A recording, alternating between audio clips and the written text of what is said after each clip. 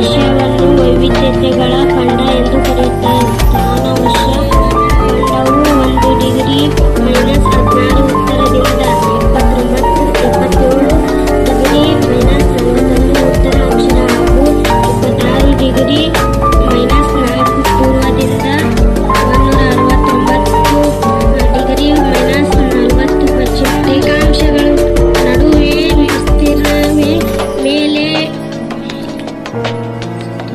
ಸ್ವಲ್ಪ ದಕ್ಷಿಣದಲ್ಲಿ ಭೂಮಧ್ಯಮ ರೇಖೆ ಇದೆ. ಕರ್ನಾಟಕ ಸಂಸ್ಕೃತಿ ವೃತ್ತವು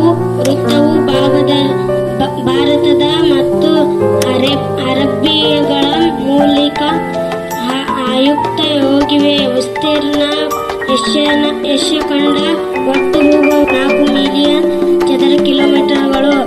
ಇಂದು ಪ್ರಪಂಚದ ಮೇಲೆ ಭೂಭಾಗದ ವಿಸ್ತೀರ್ಣದಲ್ಲಿ 33 ಭಾಗದಷ್ಟಾಗಿವೆ. ಈ ಖಂಡವು ಪೂರ್ವವಾಗಿ ಉತ್ತರದ ಗೋಳಾರ್ಧದಲ್ಲಿದೆ. ಭೌಗೋಳಿಕ ಸನ್ನಿವೇಶ ಏಷ್ಯಾ ಖಂಡವು 3 ಕಡೆ ಸಾಗರಗಳು ಮತ್ತು 1 ಕಡೆ ಭೂಭಾಗದಿಂದ ವರಿಸಿವೆ.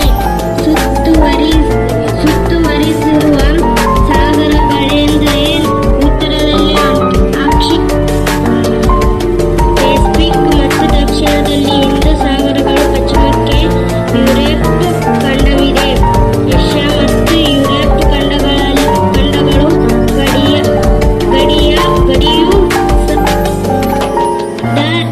ಏಷ್ಯಾ ಖಂಡದ ವಿಶೇಷತೆ. ಏಷ್ಯಾ ಖಂಡವು 7 ಖಂಡಗಳಲ್ಲಿ ಅತ್ಯಂತ ದೊಡ್ಡ ಖಂಡವಾಗಿದೆ. ಏಷ್ಯಾ ಖಂಡವು 48 ರಾಷ್ಟ್ರಗಳನ್ನು ಒಳಗೊಂಡಿದೆ. ಏಷ್ಯಾ ಖಂಡವನ್ನು ಐರೋಪ್ಯಗಳ ಖಂಡ ಎಂದು ಕರೆಯುತ್ತಾರೆ. ಅತಿ ಹೆಚ್ಚು ಜನಸಂಖ್ಯೆ ಹೊಂದಿರುವ ಖಂಡವಾಗಿದೆ. ಅತಿ ಎತ್ತರದ ಶಿಖರ ಮೌಂಟ್ ಎವರೆಸ್ಟ್ ಕೂಡ ನೇಪಾಳದಲ್ಲಿ, ಆದರೆ ಅದು ಏಷ್ಯಾ ಖಂಡದಲ್ಲಿ ಬರುತ್ತದೆ. ಜಿಯಾಂಗ್ ನದಿಯು ಏಷ್ಯಾದಲ್ಲಿ ಅತಿ ಉದ್ದವಾಗಿ ನದಿಯಾಗಿದೆ. ನಮ್ಮ ಭಾರತದಲ್ಲಿ ಹರಿಯುವ ಗಂಗಾ ನದಿಯು ಏಷ್ಯಾದಲ್ಲಿ ಅತ್ಯಂತ ದೊಡ್ಡದಾದ ಮುಖಭೂಮಿಯಾಗಿದೆ.